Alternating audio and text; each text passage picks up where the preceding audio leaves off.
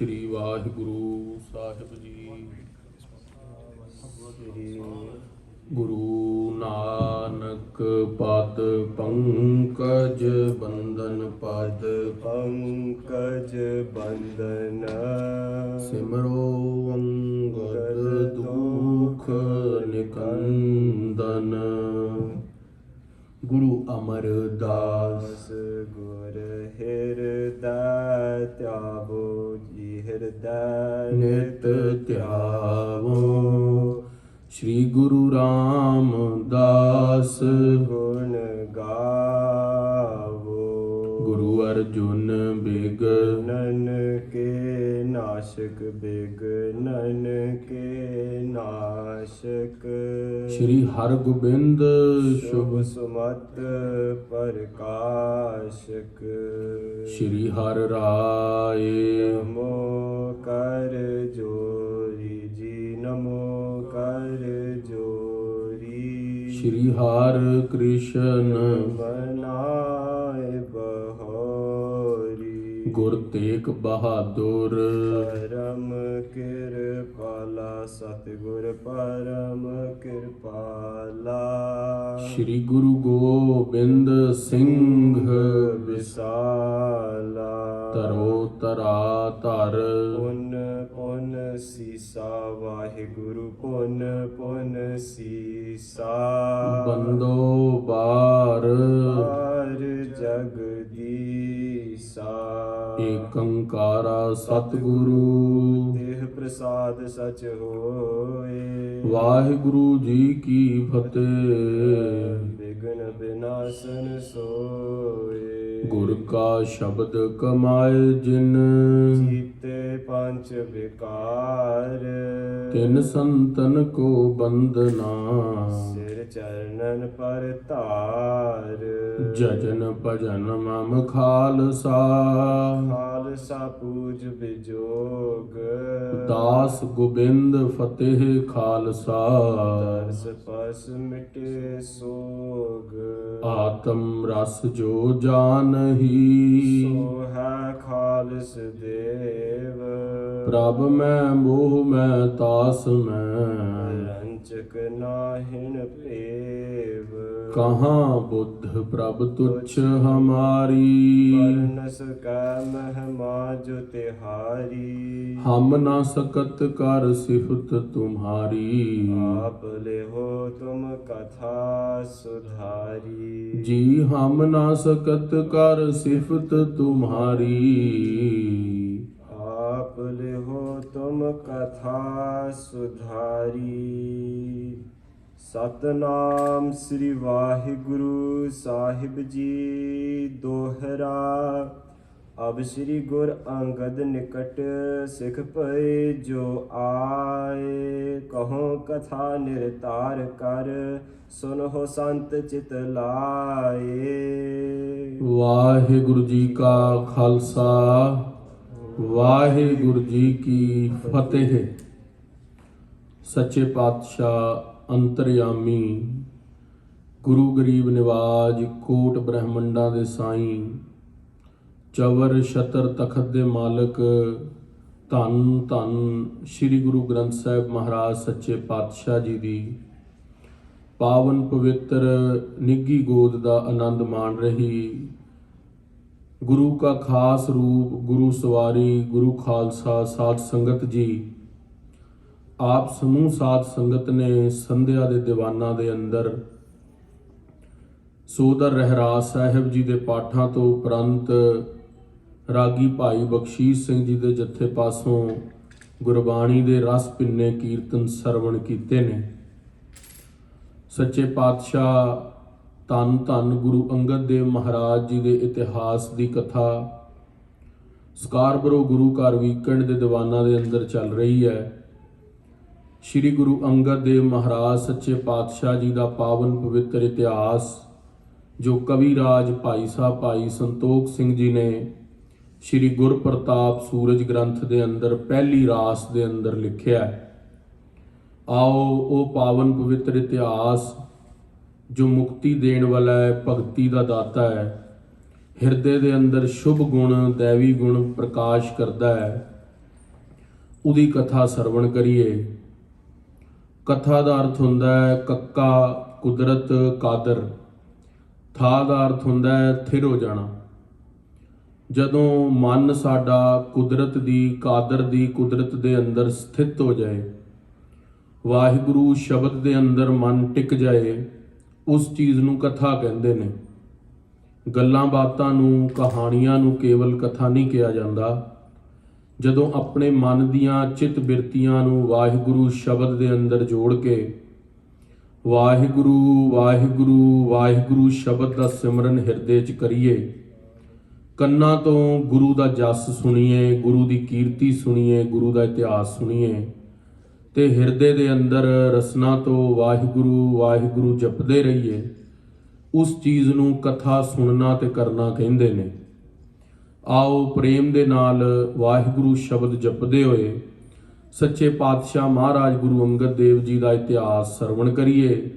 ਪ੍ਰੇਮ ਦੇ ਨਾਲ ਸਾਰੀ ਸੰਗਤ ਗੱਜ ਕੇ ਆਖਣਾ ਕਰੋ ਜੀ, ਸਤਨਾਮ ਸ੍ਰੀ ਵਾਹਿਗੁਰੂ ਸਾਹਿਬ ਜੀ, ਸਤਨਾਮ ਸ੍ਰੀ ਵਾਹਿਗੁਰੂ ਸਾਹਿਬ ਜੀ।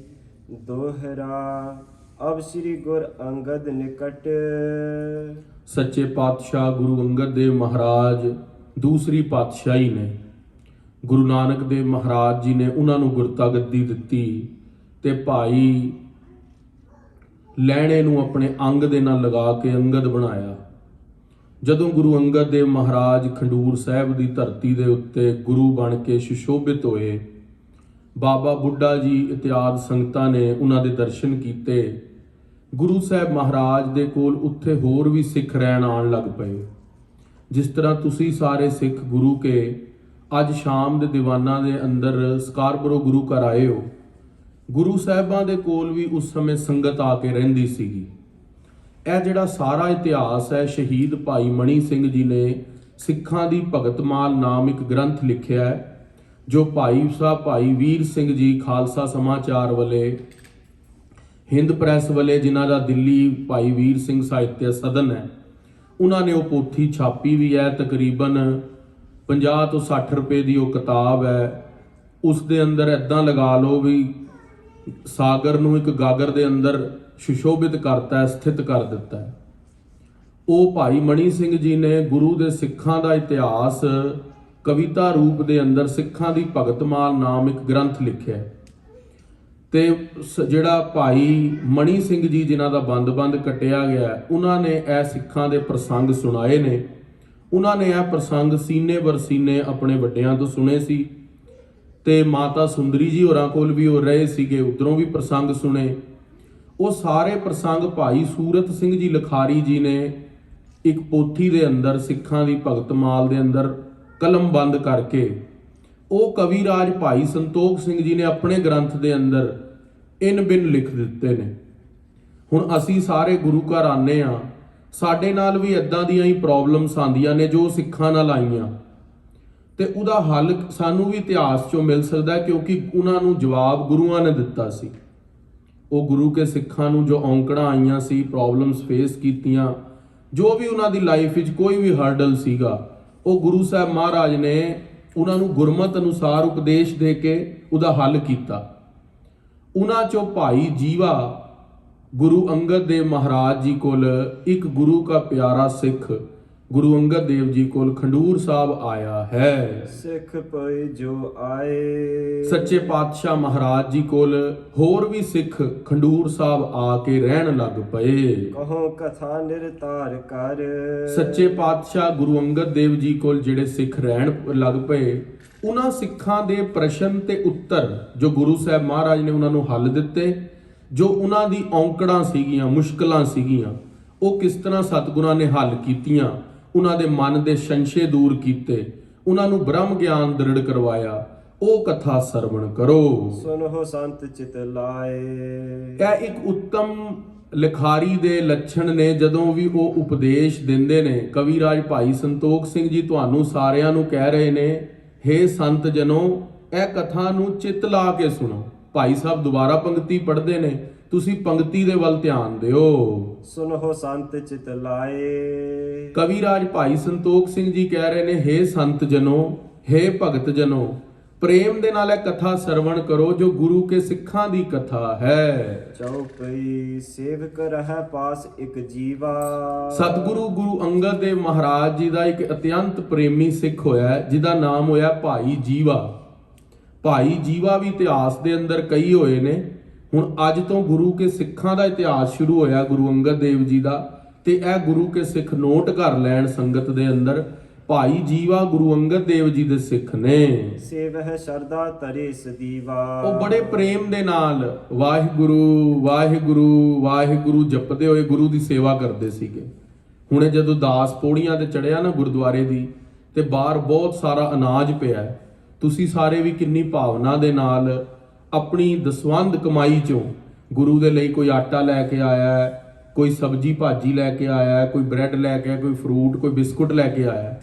ਤੁਹਾਡੀ ਭਾਵਨਾ ਕੀ ਹੈ ਬਈ ਜੇ ਮੈਂ ਕਿਤੇ 1000-2000 ਡਾਲਰ ਕਮਾਏ ਨੇ, ਮੈਂ ਉਸ ਚੋਂ 50-100 ਡਾਲਰ ਗੁਰੂ ਨੂੰ ਦਵਾਂ ਤਾਂ ਕਿ ਮੇਰੀ ਕਮਾਈ ਦੇ ਅੰਦਰ ਬਰਕਤ ਹੋਵੇ। ਤੁਹਾਡੀ ਇਹ ਭਾਵਨਾ ਹੈ। ਉਸੇ ਤਰ੍ਹਾਂ ਹੀ ਭਾਈ ਜੀਵਾ ਜੀ ਵੀ ਉਸ ਵੇਲੇ ਗੁਰੂ ਸਾਹਿਬ ਸੱਚੇ ਪਾਤਸ਼ਾਹ ਮਹਾਰਾਜ ਦੇ ਲਈ ਬੇਅੰਤ ਪ੍ਰਕਾਰ ਦੀਆਂ ਸ਼ਰਧਾ ਦੇ ਨਾਲ ਸੇਵਾ ਕਰਦੇ ਨੇ। ਦਦ ਸੋ ਖਿਚੜੀ ਕਰ ਕੇ ਤਿਆਰ। ਤੇ ਖਾਲਸਾ ਜੀ ਆਖਣਾ ਕਰੋ ਸਤਨਾਮ ਸ੍ਰੀ ਵਾਹਿਗੁਰੂ। ਉਹ ਕਿਹੜੀ ਸੇਵਾ ਕਰਦੇ ਨੇ? ਖਿਚੜੀ ਬਣਾਉਣ ਦੀ ਸੇਵਾ, ਨਾਲ ਕੀ ਦਹੀਂ ਦੀ, ਕਿਉਂਕਿ ਗੁਰੂ ਅੰਗਦ ਦੇਵ ਮਹਾਰਾਜ ਜੀ ਦਾ ਜੋ ਆਹਾਰ ਹੈ ਉਹ ਸਤੋਗੁਣੀ ਹੈ। 3 ਤਰ੍ਹਾਂ ਦਾ ਆਹਾਰ ਹੁੰਦਾ ਹੈ, ਸਤੋਗੁਣੀ, ਰਜੋਗੁਣੀ ਤੇ ਤਮੋਗੁਣੀ।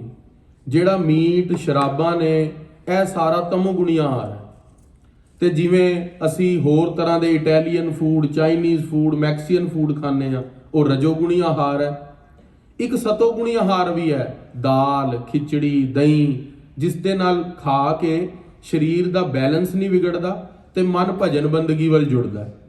ਗੁਰੂ ਅੰਗਦ ਦੇਵ ਜੀ ਲਈ ਭਾਈ ਸਾਹਿਬ ਭਾਈ ਜੀਵਾ ਜੀ ਨੇ ਖਿਚੜੀ ਤਿਆਰ ਕਰਦੇ ਨੇ ਦਹੀਂ ਦੇ ਨਾਲ ਘਿਓ ਦਾ ਤੜਕਾ ਲਾ ਕੇ। ਲਿਆਏ ਅਚਾਵਤ ਅਪਰ ਆਹਾਰ। ਸੱਚੇ ਪਾਤਸ਼ਾਹ ਮਹਾਰਾਜ ਜੀ ਦੇ ਲਈ ਤਿਆਰ ਕਰਕੇ ਖਿਚੜੀ ਸਾਫ਼ ਭਾਂਡੇ ਦੇ ਅੰਦਰ ਬੜੀ ਪਵਿੱਤਰਤਾ ਨਾਲ ਬਣਾ ਕੇ ਗੁਰਬਾਣੀ ਪੜ੍ਹਦੇ ਹੋਏ ਗੁਰੂ ਅੰਗਦ ਦੇਵ ਜੀ ਲਈ ਭਾਈ ਜੀਵਾ ਜੀ ਖਿਚੜੀ ਬਣਾਉਂਦੇ ਸੀ। ਇੱਕ ਦਿਨ ਘਟੀ 4 ਦਿਨ ਰਹਿਓ। ਇੱਕ ਦਿਨ 4 ਘੜੀਆਂ ਦਿਨ ਚ ਰਹਿ ਗਈਆਂ। ਭਾਵ ਅਰਥ ਦੁਪਹਿਰ ਦਾ ਸਮਾਂ ਸੀਗਾ, ਹਜੇ 12-1 ਵਜੇ ਸੀਗੇ ਤੇ ਗੁਰੂ ਸਾਹਿਬ ਮਹਾਰਾਜ ਦੇ ਲਈ ਪ੍ਰਸ਼ਾਦਾ ਖਿਚੜੀ ਤਿਆਰ ਕਰਨੀ ਸੀ। ਗੁਰ ਸੋ ਹਾਥ ਜੋਰ ਬਚ ਕਹਿਓ। ਤੇ ਬਾਹਰ ਸੱਚੇ ਪਾਤਸ਼ਾਹ ਗੁਰੂ ਅੰਗਦ ਦੇਵ ਜੀ ਨੂੰ ਹੱਥ ਜੋੜ ਕੇ ਬੇਨਤੀ ਕਰਨ ਲੱਗੇ, ਭਾਈ ਜੀਵਾ ਜੀ ਆਜ ਚਲਤ ਹੈ ਬਾਏ ਅੰਧੇਰੀ। ਮਹਾਰਾਜ ਸੱਚੇ ਪਾਤਸ਼ਾਹ ਗੁਰੂ ਅੰਗਦ ਦੇਵ ਜੀ, ਬਾਹਰ ਵਾਯੂ ਚੱਲ ਰਹੀ ਹੈ। ਵਾਯੂ ਸਮਝਦੇ ਹੋ ਤੁਸੀਂ ਸਾਰੇ, ਹਵਾ ਬਹੁਤ ਤੇਜ਼ ਚੱਲ ਰਹੀ ਹੈ ਤੇ ਮਹਾਰਾਜ ਉਹਦੇ ਅੰਦਰ ਮਿੱਟੀ ਘੱਟਾ ਉੜ ਰਿਹਾ ਹੈ। ਹਟ ਹੈ ਨਹੀਂ ਨਿਰਨੈ ਕਰ ਹੇਰੀ। ਸੱਚੇ ਪਾਤਸ਼ਾਹ ਗੁਰੂ ਅੰਗਦ ਦੇਵ ਜੀ, ਹਵਾ ਹਟਦੀ ਨਹੀਂ, ਕਿਉਂਕਿ ਖਾਲਸਾ ਜੀ ਤੁਸੀਂ ਜਾਣਦੇ ਹੋ, ਅਸੀਂ ਵੀ ਦੇਖਿਆ ਪੰਜਾਬ ਦੇ ਅੰਦਰ ਸਾਡੀ ਬੁੜੀਆਂ ਮਾਈਆਂ, ਸਾਡੀ ਮਾਤਾਵਾਂ ਖੁੱਲੇ 'ਚ ਪਹਿਲਾਂ ਲੰਗਰ ਤਿਆਰ ਹੁੰਦਾ ਸੀਗਾ ਗੁਰੂ ਦਾ। ਅੱਜ ਵੀ ਨਿਹੰਗ ਸਿੰਘ ਫੌਜਾਂ ਗੁਰੂ ਦੀਆਂ ਉਹ ਖੁੱਲੇ 'ਚ ਹੀ ਲੰਗਰ ਤਿਆਰ ਕਰਦੇ ਨੇ। ਤੇ ਉਹ ਵਾਯੂ ਘੱਟਾ ਚੱਲਣ ਕਰਕੇ, ਕਿਉਂਕਿ ਜੇ ਹਵਾ ਤੇਜ਼ ਚਲਦੀ ਰਹੇਗੀ ਤੇ ਅਗਨ ਨਹੀਂ ਪਕੜੇਗੀ, ਭਾਂਡੇ ਨੂੰ ਖਿਚੜੀ ਤਿਆਰ ਨਹੀਂ ਹੋਏਗੀ।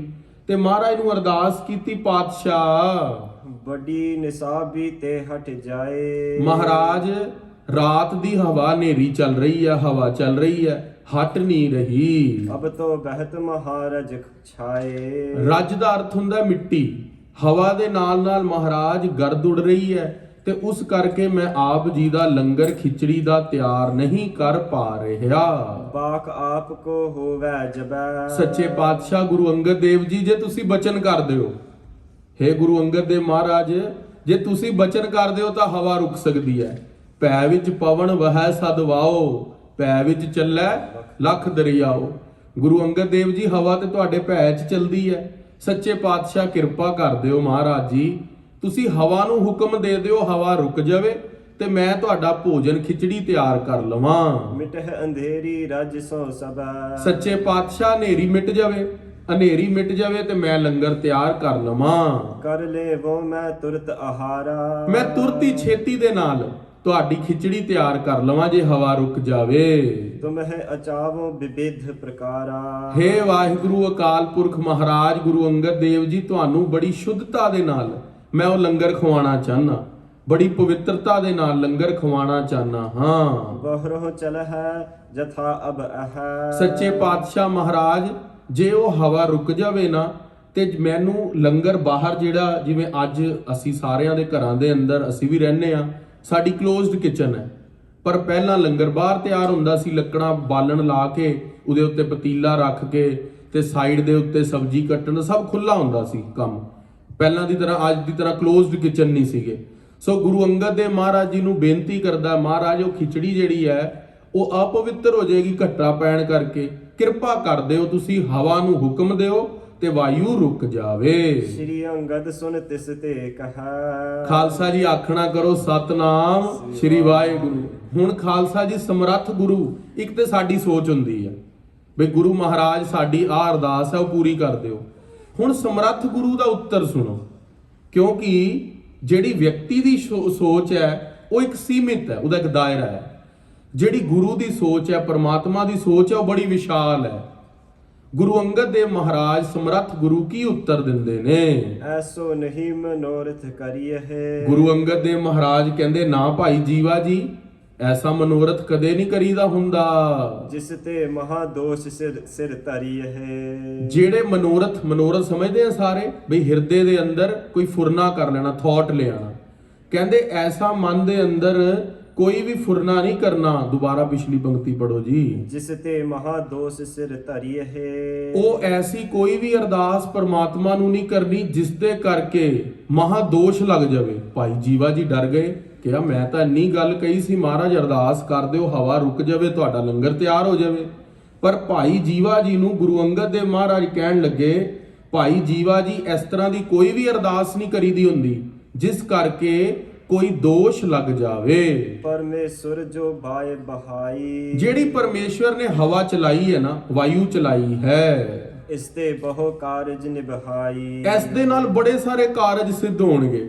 ਭਾਈ ਜੀਵਾ ਜੀ ਹੈਰਾਨ ਹੋ ਗਏ, ਕਿਹਾ ਮਹਾਰਾਜ ਜੇ ਮਿੱਟੀ ਘੱਟਾ ਉੱਡ ਰਿਹਾ ਹੋਵੇ, ਅੱਖਾਂ 'ਚ ਪੈ ਰਿਹਾ ਹੋਵੇ, ਸਾਡੇ ਕੰਮ ਦੇ ਅੰਦਰ ਬਾਧਕ ਹੋਵੇ, ਮਹਾਰਾਜ ਉਹਨੇ ਕੀ ਕਾਜ ਸਵਾਰਨਾ ਹੈ? ਸਰ ਤਾਪਤ ਮਹਿ ਅਨੇਕ ਜਹਾਜ। ਸੱਚੇ ਪਾਤਸ਼ਾਹ ਮਹਾਰਾਜ ਸਰ ਤਾਪਤ ਮਹਿ ਅਨੇਕ ਜਹਾਜ। ਇਸ ਤੇ ਬਹੁ ਕਾਰਜ ਨਿਭਾਈ। ਪਿਛਲੀ ਪੰਕਤੀ ਇਸ ਤੇ ਬਹੁ ਕਾਰਜ ਨਿਭਾਈ। ਸੱਚੇ ਪਾਤਸ਼ਾਹ ਮਹਾਰਾਜ ਪੰਕਤੀ ਛੋੜ ਗਏ ਬਾਬਾ ਜੀ। ਐਸੋ ਨਹੀਂ ਮਨੋਰਥ ਕਰੀਆ। ਤਾਂ ਅੱਗੇ ਪੜੋ। ਸ੍ਰੀ ਗੁਰੂ ਅੰਗਦ ਸੁਨ ਤਿਸ ਤੇ ਕਹੈ। ਸ੍ਰੀ ਗੁਰੂ ਅੰਗਦ ਸੁਨ ਤਿਸ ਤੇ ਕਹੈ। ਕਿਉਂਕਿ ਕਥਾ ਦੇ ਅੰਦਰ ਨਾ ਖਾਲਸਾ ਜੀ ਕਵੀ ਰਾਜ ਭਾਈ ਸੰਤੋਖ ਸਿੰਘ ਜੀ ਨੇ ਇੱਕ ਪਿਕਚਰ ਚਲਾਈ ਹੈ, ਵਿਜ਼ੂਅਲਾਈਜ਼ ਹੋ ਰਹੀ ਹੈ। ਉਹਦੇ ਅੰਦਰ ਜੋ ਪੰਕਤੀ ਵੀ ਉੱਤੇ ਥੱਲੇ ਹੋ ਜਾਏ ਨਾ, ਉਹ ਪਿਕਚਰ ਦਾ ਸੀਨ ਕੱਟ ਹੋ ਜਾਂਦਾ। ਤੇ ਕਵੀ ਰਾਜ ਭਾਈ ਸੰਤੋਖ ਸਿੰਘ ਜੀ ਨੇ ਜਿਹੜੀ ਹੈ ਇਤਿਹਾਸ ਲਿਖਿਆ ਨਾ, ਬੜੀ ਉੱਚੀ ਸਰੋਤ ਨਾਲ ਲਿਖਿਆ।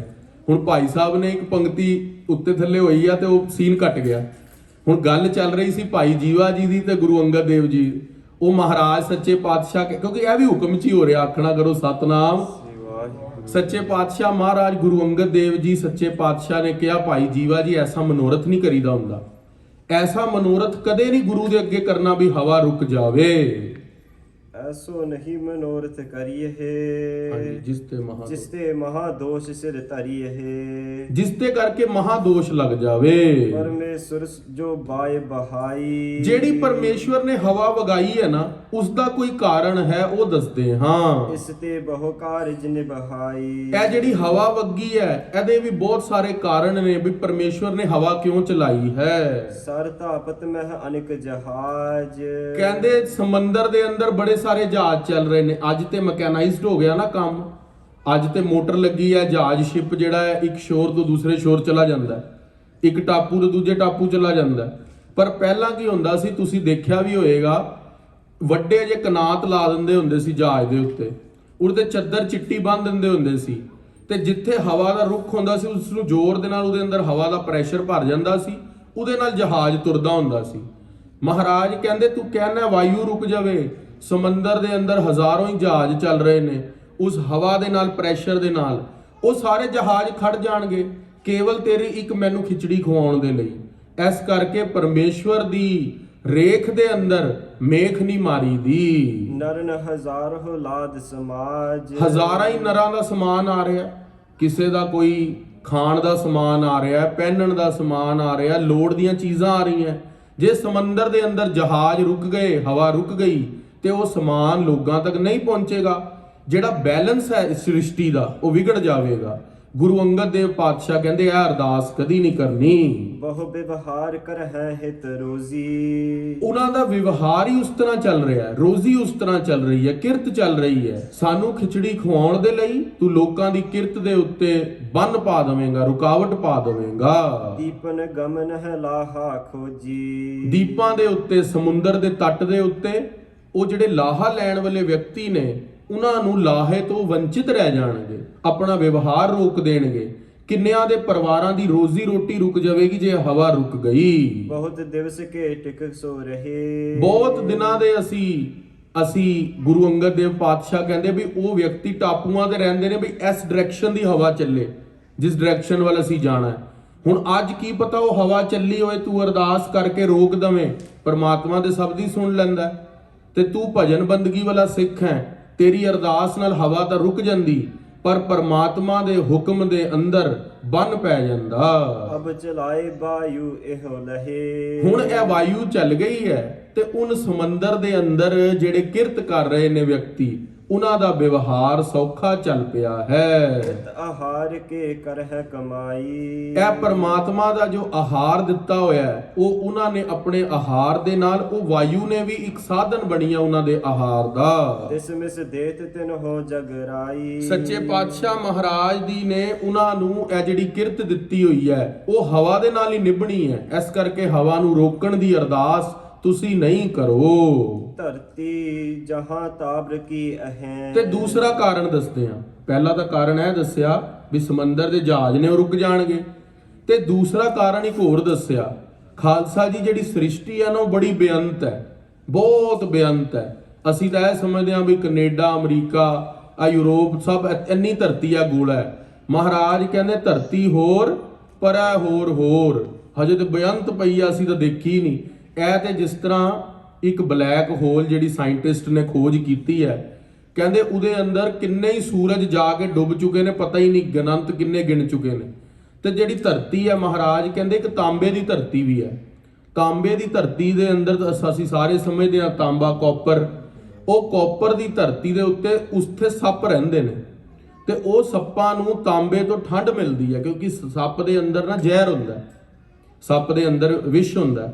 ਉਹ ਤਾਂ ਹੀ ਚੰਦਨ ਦੇ ਦਰਖਤ ਦੇ ਨਾਲ ਲਿਪਟ ਕੇ ਰਹਿੰਦਾ ਹੈ, ਕਿਉਂਕਿ ਅੰਦਰ ਜ਼ਹਿਰ ਹੈ। ਚੰਦਨ ਦਾ ਦਰਖਤ ਠੰਡਾ ਹੁੰਦਾ, ਉਹਨੂੰ ਠੰਡ ਮਿਲਦੀ ਰਹਿੰਦੀ ਹੈ।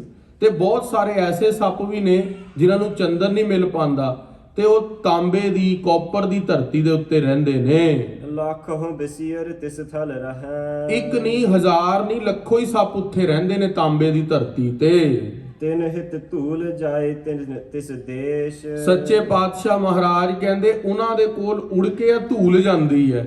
ਜਿਹੜੀ ਤੂੰ ਕਹਿੰਦਾ ਸੀ ਨਾ ਵੀ ਅਰਦਾਸ ਕਰਕੇ ਮਹਾਰਾਜ ਜੀ ਮਿੱਟੀ ਘੱਟਾ ਰੋਕ ਦਿਓ, ਇਹ ਜਿਹੜੀ ਧੂਲ ਉੱਡ ਕੇ ਉਹ ਤਾਂਬੇ ਦੀ ਧਰਤੀ ਦੇ ਉੱਤੇ ਜਾਂਦੀ ਹੈ, ਤੇ ਉਹਨਾਂ ਦਾ ਆਹਾਰ ਹੈ ਸੱਪਾਂ ਦਾ। ਨਿਜ ਕੁੰਡਲ ਮਹਿ ਲੇਤ ਅਸ਼ੇਸ਼। ਉਹ ਆਪਣੀ ਕੁੰਡਲ ਦੇ ਅੰਦਰ, ਸੱਪ ਕੁੰਡਲ ਮਾਰ ਲੈਂਦਾ ਨਾ, ਉਹ ਕੁੰਡਲ ਦੇ ਅੰਦਰ ਘੱਟੇ ਨੂੰ ਇਕੱਠਾ ਕਰ ਲੈਂਦੇ ਨੇ, ਤੇ ਉਹਦੇ ਅੰਦਰ ਆਪਣਾ ਮੂੰਹ ਪਾ ਕੇ ਉਸ ਚੋਂ ਰੋਟੀ ਕੱਢ ਕੇ ਖਾਂਦੇ ਨੇ। ਤਿਸ ਕੋ ਖਾਏ ਨਿਬਾਹੈ ਕਾਲ। ਤੇ ਉਹ ਲੱਖਾਂ ਹੀ ਸੱਪਾਂ ਦੀ ਜਿਹੜੀ ਰੋਜੀ ਹੈ ਨਾ, ਉਹ ਘੱਟੇ ਦੇ ਨਾਲ ਚਲਦੀ ਹੈ, ਮਿੱਟੀ ਦੇ ਨਾਲ ਚਲਦੀ ਹੈ, ਜੋ ਤੇਜ਼ ਹਵਾ ਉਡਾ ਕੇ ਲੈ ਜਾਂਦੀ ਹੈ। ਆਪੋ ਆਪਣੀ ਲੇਤ ਸੰਭਾਲ। ਆਪੋ ਆਪਣੀ ਲੋੜ ਦੇ ਅਨੁਸਾਰ ਉਹ ਸੱਪ ਜਿਹੜੇ ਨੇ ਉਹ ਘੱਟਾ ਖਾ ਲੈਂਦੇ ਨੇ। ਲੱਖੋਂ ਅਹ ਛੁਦਾ ਤੁਰ ਸੇਈ। ਬਹੁਤ ਬੇਅੰਤ ਐਸੇ ਸੱਪ ਨੇ ਜਿਹੜੇ ਭੁੱਖੇ ਰਹਿੰਦੇ ਨੇ, ਕਿੰਨਾ ਚਿਰ ਉਡੀਕ ਕਰਦੇ ਨੇ ਬਈ ਇਹ ਵਾਲੀ ਹਵਾ ਚੱਲੇ, ਤੇ ਇਸ ਹਵਾ ਦੇ ਨਾਲ ਅਸੀਂ ਆਪਣੀ ਰਿਜ਼ਕ ਖਾਈਏ, ਰੋਟੀ ਖਾਈਏ।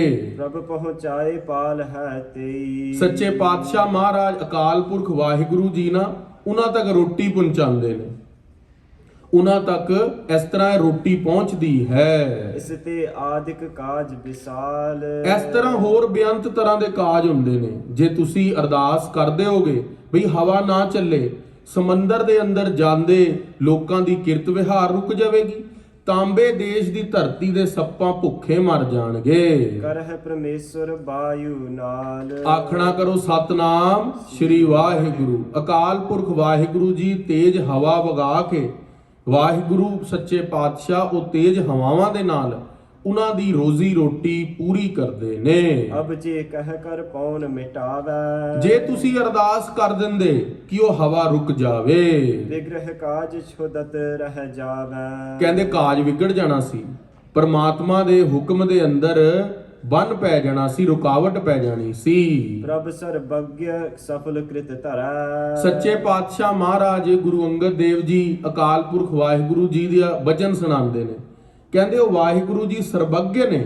ਉਹ ਸਰਬੱਗ ਪਰਮਾਤਮਾ ਜਿਹੜਾ ਹੈ ਜੋ ਕਰਦਾ ਹੈ ਉਹ ਬੰਦੇ ਦੇ ਚੰਗੇ ਲਈ ਕਰਦਾ ਹੈ, ਤੇ ਬੰਦਾ ਜਿਹੜਾ ਹੈ ਉਸ ਦੀ ਵਿਸ਼ਾਲ ਸੋਚ ਦੇ ਅੱਗੇ ਆਪਣਾ ਇੱਕ ਛੋਟੇ ਦਾਇਰੇ ਵਾਲੀ ਸੋਚ ਨੂੰ ਸੋਚਦਾ ਵੀ ਮੈਂ ਠੀਕ ਹਾਂ, ਪਰ ਪਰਮਾਤਮਾ ਜੋ ਕਰਦਾ ਉਹ ਭਲਾ ਕਰਦਾ ਹੈ। ਕਿਆ ਅਪਗਿਆ ਤਰਕ ਨਾ ਕਰੈ। ਕੀ ਅਲਪਗ੍ਯ ਜੀਵ ਹੈ ਉਹ ਪਰਮਾਤਮਾ ਦੀ ਵਿਸ਼ਾਲ ਸੋਚ ਦਾ ਅੰਤ ਨਹੀਂ ਲੈ ਸਕਦਾ। ਲੱਖੋ ਜੀਵਨ ਕੋ ਸੰਤਾਪ। ਸੱਚੇ ਪਾਤਸ਼ਾਹ ਗੁਰੂ ਅੰਗਦ ਦੇਵ ਮਹਾਰਾਜ ਜੀ ਲੱਖਾਂ ਹੀ ਉਹ ਜਿਹੜੇ ਜੀਵਾਂ ਦਾ ਸੰਤਾਪ ਹੈ ਵਾਹਿਗੁਰੂ ਦੇ ਹੁਕਮ ਮੰਨਣ ਕਰਕੇ ਦੂਰ ਹੁੰਦਾ ਹੈ। ਮੇਟ ਹੈ ਪੌਣ ਦੋਸ਼ ਲੈ ਆਪ। ਸੱਚੇ ਪਾਤਸ਼ਾਹ ਮਹਾਰਾਜ ਜੀ ਕਹਿੰਦੇ ਵੀ ਜੇ ਉਹ ਹਵਾ ਰੁਕ ਜਾਂਦੀ, ਤੂੰ ਸਾਡੀ ਖਿਚੜੀ ਦੀ ਅਰਦਾਸ ਕਰ ਦਿੰਦਾ, ਤਦੋਂ ਲੱਖਾਂ ਹੀ ਉਪਜੀਵਕਾ ਰੁਕ ਜਾਣੀਆਂ ਸੀ। ਕੀ ਭਾਈ ਜੀਵਾ ਤੁਸੀਂ ਇਸ ਤਰ੍ਹਾਂ ਚਾਹੁੰਦੇ ਹੋ ਹੋਵੇ? ਇਹ ਮਨ ਮੁਖ ਕੀ ਰੀਤ ਪਛਾਨੈ। ਸੱਚੇ ਪਾਤਸ਼ਾਹ ਕਹਿੰਦੇ ਇਹ ਗੁਰਮੁਖ ਦੀ ਰੀਤ ਨਹੀਂ ਹੈ, ਇਹ ਮਨਮੁਖਾਂ ਦੀ ਰੀਤ ਹੈ। ਕਈ ਵਾਰੀ ਅਸੀਂ ਸਵੇਰੇ ਗੁਰਦੁਆਰੇ ਆਣਾ ਹੁੰਦਾ, ਅੱਗੋਂ ਮੀਂਹ ਲੱਗ ਜਾਂਦਾ, ਅਸੀਂ ਕੋਸਣ ਲੱਗ ਜੰਨੇ ਆ ਵੀ ਗੁਰਦੁਆਰਾ ਸਾਹਿਬ ਜਾਣਾ ਸੀ, ਮੀਂਹ ਹਟ ਜਾਵੇ ਤਾਂ ਚਲਾ ਜਾਵੇ। ਇਹ ਸਾਡੇ ਲਈ ਉੱਥੇ ਵੀ ਇੱਕ ਸਿੱਖਿਆ ਹੈ ਵੀ ਜੋ ਹੁਕਮ ਵਿੱਚ ਹੋ ਰਿਹਾ ਉਹ ਠੀਕ ਹੈ, ਪਰਮਾਤਮਾ ਦੇ ਸਭ ਕੁਝ ਭਲਾ ਹੀ ਹੈ ਜੋ ਵੀ ਹੋ ਰਿਹਾ ਹੈ। ਗੁਰੂ ਗ੍ਰੰਥ ਸਾਹਿਬ ਮਹਾਰਾਜ ਦੀ ਪੰਕਤੀ ਹੈ, ਉਹਦੇ ਅੰਦਰ ਮਹਾਰਾਜ ਕਹਿੰਦੇ ਭਾਣੇ ਜੇਵੜ ਹੋਰ ਦਾਤ ਨਾਹੀਂ। ਭਾਣੇ ਤੋਂ ਵੱਡੀ ਕੋਈ ਦਾਤ ਹੀ ਨਹੀਂ ਹੈ। ਜਿਵੇਂ ਅਸੀਂ ਕਹਿੰਦੇ ਆ ਨਾ ਵੀ ਸਾਨੂੰ ਗੱਡੀ ਮਿਲ ਜਾਵੇ, ਸਾਨੂੰ ਘਰ ਮਿਲ ਜਾਵੇ, ਅੱਛੀ ਨੌਕਰੀ ਮਿਲ ਜਾਵੇ, ਮਹਾਰਾਜ ਕਹਿੰਦੇ ਪਰਮੇਸ਼ਵਰ ਦਾ ਭਾਣਾ ਮੰਨਣੇ ਤੋਂ ਵੱਡੀ ਕੋਈ ਦਾਤ ਨਹੀਂ ਹੈ। ਕਿਉਂ? ਉਹ ਦਾਤ ਸਭ ਤੋਂ ਵੱਡੀ ਕਿਉਂ ਕਹੀ ਹੈ? ਕਿਉਂਕਿ ਭਾਣੇ ਦੀ ਦਾਤ ਦੇ ਅੰਦਰ ਪਰਮੇਸ਼ਵਰ ਖੁਸ਼ ਹੁੰਦਾ, ਪਰਮਾਤਮਾ ਦੀ ਖੁਸ਼ੀ ਹੁੰਦੀ ਹੈ। ਕਹਿੰਦੇ ਨਹੀਂ ਜਿਹਨੇ ਪਰਮਾਤਮਾ ਦੀ ਖੁਸ਼ੀ ਲੈ ਲਈ ਉਹਨੇ ਸਾਰਿਆਂ ਦੀ ਖੁਸ਼ੀ ਲੈ ਲਈ। ਸੋ ਵਾਹਿਗੁਰੂ ਅਕਾਲ ਪੁਰਖ ਗੁਰੂ ਅੰਗਦ ਦੇਵ ਮਹਾਰਾਜ ਕਹਿੰਦੇ ਵੀ ਭਾਣਾ ਜਿਹੜਾ ਨਹੀਂ ਮੰਨਦਾ ਉਹ ਮਨਮੁਖ ਹੁੰਦਾ ਹੈ, ਗੁਰਮੁਖ ਨਹੀਂ ਬਣਦਾ। ਹੁਬਤ ਮਿਟਾਏ ਕੇ ਤਰਕ ਬਖਾਨਾ। ਸੱਚੇ ਪਾਤਸ਼ਾਹ ਮਹਾਰਾਜ ਕਹਿੰਦੇ ਆਪਣੇ ਮਨ ਤੋਂ ਤਰਕਾਂ ਮਿਟਾ ਦਿਓ। ਜੋ ਪਰਮਾਤਮਾ ਕਰ ਰਿਹਾ ਨਾ ਉਹਨੂੰ ਸਤ ਕਰਕੇ ਜਾਣੋ। ਜਥਾ ਕਰਹਿ ਪ੍ਰਭ ਪਿਖ ਹਰ ਖੰਤੇ। ਜਿਸ ਤਰ੍ਹਾਂ ਉਹ ਪਰਮਾਤਮਾ ਕਰ ਰਿਹਾ ਨਾ ਭਲਾ ਹੀ ਕਰ ਰਿਹਾ, ਉਹਦੇ ਅੰਦਰ ਕੋਈ ਵੀ ਐਸੀ ਗੱਲ ਨਾ ਵਿਚਾਰ ਕੀਤੀ ਜਾਵੇ। ਜੇ ਫਰਜ਼ ਕਰੋ ਕੁਝ ਸਾਡੇ ਨਾਲ ਮਾੜਾ ਹੋ ਵੀ ਜਾਂਦਾ, ਜਿਸ ਤਰ੍ਹਾਂ ਅੱਜ ਕੱਤਕ ਦੇ ਮਹੀਨੇ ਦੀ ਸੰਗਰਾਂਦ ਹੈ, ਅੱਜ ਸੰਗਤ ਦਾ ਥੋੜਾ ਇਕੱਠ ਵੀ ਜ਼ਿਆਦਾ ਹੁੰਦਾ। ਸੰਗਰਾਂਦ ਵਾਲੇ ਦਿਨ ਲੋਕੀ ਕਹਿੰਦੇ ਨੇ, ਦਾਸ ਜਦੋਂ ਅੰਬਾਲੇ ਦੀ ਧਰਤੀ ਤੋਂ ਹੈ, ਉੱਥੇ ਅਸੀਂ ਜਦੋਂ ਕਥਾ ਸੁਣਨ ਜਾਂਦੇ ਸੀ ਸਵੇਰੇ ਤੇ ਸੰਗਤ ਬਹੁਤ ਹੁੰਦੀ ਸੀ। ਸਾਡੇ ਉੱਥੇ ਪ੍ਰਧਾਨ ਨਰਿੰਦਰ ਸਿੰਘ ਜੀ ਸੀਗੇ, ਉਹ ਕਹਿੰਦੇ ਵੀ ਸੰਗਰਾਂਦ ਵਾਲੇ ਦਿਨ ਲੋਕੀ ਆਪਣਾ ਅਟੈਂਡੈਂਸ ਰਜਿਸਟਰ ਬਲੈਂਕ ਹੁੰਦਾ 29 ਦਿਨ ਦਾ ਤੇ ਖਾਲੀ ਲੈ ਜਾਂਦੇ ਨੇ ਵੀ ਅੱਜ ਦੀ ਵੀ ਪ੍ਰੈਜ਼ੈਂਟ ਲੱਗ ਜਾਵੇਗੀ ਤਾਂ ਪੂਰੇ ਮਹੀਨੇ ਦੀ ਪ੍ਰੈਜ਼ੈਂਟ ਲੱਗ ਜਾਵੇਗੀ। ਪਰ ਉਹ ਪ੍ਰੈਜ਼ੈਂਟ ਅੱਜ ਦੀ ਲੱਗਣੀ ਆ, ਪੂਰੇ ਮਹੀਨੇ ਦੀ ਨਹੀਂ ਲੱਗਣੀ। ਪਰ ਚਲੋ ਅੱਜ ਦੀ ਵੀ ਲਵਾ ਲਈ ਆ ਵੀ ਭਲਾ ਹੀ ਆ। ਆਖਣਾ ਕਰੋ ਸਤਨਾਮ। ਸੋ ਮਹਾਰਾਜ ਸੱਚੇ ਪਾਤਸ਼ਾਹ ਅੱਜ ਸੰਗਰਾਂਦ ਦੇ ਦਿਹਾੜੇ ਤੇ ਕੀ ਉਪਦੇਸ਼ ਹੈ? ਕੱਤਕ ਕਰਮ ਕਮਾਵਣੇ ਦੋਸ ਨਾ ਕਾਹੂ ਜੋਗ, ਪਰਮੇਸ਼ਵਰ ਤੇ ਭੁੱਲਿਆ ਵਿਆਪਨ ਸਭੇ ਰੋਗ। ਬਈ ਜਿਹੜੇ ਕੱਤਕ ਦੇ ਅੰਦਰ ਕਰਮ ਕਮਾਉਣੇ ਨੇ ਉਹ ਆਪਣੇ ਕਰਮਾਂ ਕਰਕੇ ਬੰਦੇ ਨੂੰ ਫਲ ਮਿਲਣਾ ਹੈ, ਆਪਣੇ ਕਰਮਾਂ ਕਰਕੇ। ਜਿਹੜਾ ਧ੍ਰਿਤਰਾਸ਼ਟਰ ਸੀ ਨਾ, ਪਾਂਡਵਾਂ ਦਾ ਪਿਤਾ, ਤੇ ਜਦੋਂ ਜੰਗ ਹੋਇਆ ਤੇ ਉਹਨੇ ਕੌਰਵਾਂ ਤੇ ਪਾਂਡਵਾਂ ਦਾ ਜੰਗ ਕੁਰੂਕਸ਼ੇਤਰ ਦੀ ਧਰਤੀ ਤੇ ਹੋਇਆ ਤੇ ਕੌਰਵਾਂ ਨੂੰ ਕਿਹਾ, ਪਾਂਡਵਾਂ ਨੇ ਵੀ ਸਾਨੂੰ 5 ਗਾਂਵ ਦੇ ਦਿਓ ਤੇ ਅਸੀਂ ਮੁਕਤ ਹੋ ਜਾਵਾਂਗੇ। ਉਹਨਾਂ ਨੇ ਕਿਹਾ ਵੀ ਮੈਂ ਤਾਂ ਸੂਈ ਦੇ ਨੱਕੇ ਜਿੰਨੀ। ਦੁਰਯੋਧਨ ਕਹਿੰਦਾ ਜਗ੍ਹਾ ਨਹੀਂ ਦਵਾਂਗਾ, ਜੋ ਕਰਨਾ ਕਰ ਲਓ, ਮਨਾ ਕਰ ਦਿੱਤਾ। ਬੜਾ ਭਾਰੀ ਜੰਗ ਹੋਇਆ ਕੁਰੂਕਸ਼ੇਤਰ ਦੀ ਧਰਤੀ ਤੇ ਜਿੰਨੇ ਵੀ ਸਾਰੇ ਕੌਰਵ ਸੀਗੇ ਉਹ ਸਾਰੇ ਮਾਰੇ ਗਏ। ਧ੍ਰਿਤਰਾਸ਼ਟਰ ਦੇ 100 ਦੇ 100 ਪੁੱਤਰ ਮਾਰੇ ਗਏ। ਪ੍ਰਕਰਨ ਚੱਲ ਰਿਹਾ ਹੈ ਵੀ ਕਰਮਾਂ ਦਾ ਫਲ ਬੰਦੇ ਨੂੰ ਭੋਗਣਾ ਹੀ ਪੈਂਦਾ। ਤੇ ਉਹ ਕਹਿੰਦਾ ਵੇਦ ਵਿਆਸ ਜੀ ਨੂੰ ਧ੍ਰਿਤਰਾਸ਼ਟਰ ਕਹਿੰਦਾ, ਮਹਾਰਾਜ ਵੀ ਮੈਂ ਐਸਾ ਕਿਹੜਾ ਭੈੜਾ ਕਰਮ ਕੀਤਾ ਵੀ ਮੇਰੇ 100 ਪੁੱਤਰ ਮਾਰੇ ਗਏ। ਉਹ ਕਹਿੰਦਾ ਇਹਦਾ ਜਵਾਬ ਤਾਂ ਕ੍ਰਿਸ਼ਨ ਜੀ ਦੇ ਸਕਦੇ ਨੇ। ਭਗਵਾਨ ਕ੍ਰਿਸ਼ਨ ਕੋਲ ਗਏ, ਕਿਹਾ ਭਗਵਾਨ ਜੀ ਐਸਾ ਮੈਂ ਕਿਹੜਾ ਭੈੜਾ ਕਰਮ ਕੀਤਾ ਵੀ ਮੇਰੇ 100 ਪੁੱਤਰ, ਮੈਂ ਤੇ 100 ਜਨਮਾਂ ਦੀ ਸੋਝੀ ਹੈ ਪਿਛਲੇ। ਭਗਵਾਨ ਕਹਿੰਦੇ 107ਵੇਂ ਜਨਮ ਦੇ ਅੰਦਰ ਤੂੰ ਰਾਜਾ ਸੀਗਾ ਤੇ ਸ਼ਿਕਾਰ ਖੇਡਣ ਦਾ ਤੈਨੂੰ ਸ਼ੌਂਕ ਸੀ, ਬਾਹਰ ਮੀਂਹ ਪੈਂਦਾ ਸੀਗਾ ਤੇ ਤੂੰ ਮਨ ਦੇ ਅੰਦਰ ਭਾਵਨਾ ਬਣਾ ਲਈ ਵੀ ਅੱਜ ਸ਼ਿਕਾਰ ਲੱਭਣਾ ਬਹੁਤ ਜ਼ਰੂਰੀ ਹੈ, ਤੈਨੂੰ ਮਾंस ਖਾਣ ਦਾ ਬਹੁਤ ਸ਼ੌਂਕ ਸੀ। ਤੂੰ ਮੀਂਹ ਦੇ ਅੰਦਰ ਜੰਗਲ ਦੇ ਅੰਦਰ ਕੋਈ ਜਾਨਵਰ ਨਾ ਮਿਲਿਆ, ਥੱਕ ਹਾਰ ਕੇ ਵਾਪਸ ਆ ਗਿਆ। ਤੂੰ ਆਪਣੇ ਰਸੋਈਏ ਨੂੰ ਕਿਹਾ ਵੀ ਮੈਨੂੰ ਤਾਂ ਮਾंस ਖਾਏ ਬਿਨਾ ਨੀਂਦ ਨਹੀਂ ਆਉਂਦੀ। ਰਸੋਈਏ ਨੇ ਕਿਹਾ ਤੁਹਾਡੇ ਘਰ, ਤੁਹਾਡੇ ਮਹਿਲ ਦੇ ਅੰਦਰ ਹੰਸਾਂ ਨੇ ਬੱਚੇ ਦਿੱਤੇ ਨੇ, ਤੂੰ ਉਹ ਹੰਸਾਂ ਦੇ ਬੱਚੇ ਬਹੁਤ ਜ਼ਿਆਦਾ ਨੇ ਗਿਣਤੀ 'ਚ, ਵੀ ਤੈਨੂੰ ਉਹ ਮਾਰ ਕੇ ਮਾंस ਬਣਾ ਦਈਏ। ਧ੍ਰਿਤਰਾਸ਼ਟਰ ਨੇ 107ਵੇਂ ਜਨਮ ਪਹਿਲੇ ਕਿਹਾ ਵੀ ਬਣਾ ਦਿਓ, ਮੈਂ ਤੇ ਮਾंस ਤੋਂ ਬਿਨਾਂ ਸੋ ਨਹੀਂ ਸਕਦਾ। ਉਹ ਸੂਪਕਾਰ ਨੇ, ਰਸੋਈਏ ਨੇ ਫਟਾਫਟ ਹੰਸਾਂ ਦੇ ਬੱਚੇ ਵੱਡੇ, ਉਹਨੂੰ ਮਾंस ਬਣਾ ਕੇ ਖਵਾਤਾ ਤੇ ਇਸ ਤਰ੍ਹਾਂ ਰੋਜ਼ ਉਹ ਸਵਾਦ ਲੱਗ ਪਿਆ, ਜੀਵ ਦਾ ਸਵਾਦ ਪੈ ਗਿਆ। 100 ਹੰਸਾਂ ਦੇ ਬੱਚੇ ਖਾ ਗਿਆ। 107 ਜਨਮ ਦੇ ਅੰਦਰ ਉਹ ਹੰਸਾਂ ਨੇ ਸ਼ਰਾਪ ਦਿੱਤਾ ਸੀ, ਜਿਸ ਤਰ੍ਹਾਂ ਸਾਡੇ ਬੱਚੇ ਮਾਰੇ ਤੇਰੇ ਵੀ ਬੱਚੇ ਮਰਨਗੇ। ਉਹ ਕਰਮਾਂ ਦਾ ਫਲ ਐਸਾ ਪ੍ਰਾਪਤ ਹੋਇਆ, ਜਦੋਂ ਧ੍ਰਿਤਰਾਸ਼ਟਰ ਬਣ ਕੇ ਆਇਆ ਤੇ 100 ਦੇ 100 ਬੱਚੇ ਮਾਰੇ ਗਏ ਆਪਣੀ ਅੱਖਾਂ ਦੇ ਸਾਹਮਣੇ। ਆਖਣਾ ਕਰੋ ਸਤਨਾਮ ਸ਼੍ਰੀ ਵਾਹਿਗੁਰੂ। ਖਾਲਸਾ ਜੀ, ਕਰਮਾਂ ਦੀ ਗਤੀ ਬਹੁਤ ਭਾਰੀ ਹੈ। ਜੋ ਅਸੀਂ ਬੀਜ ਰਹੇ ਹਾਂ ਉਹ ਕੱਟਣਾ ਹੀ ਪੈਣਾ ਹੈ।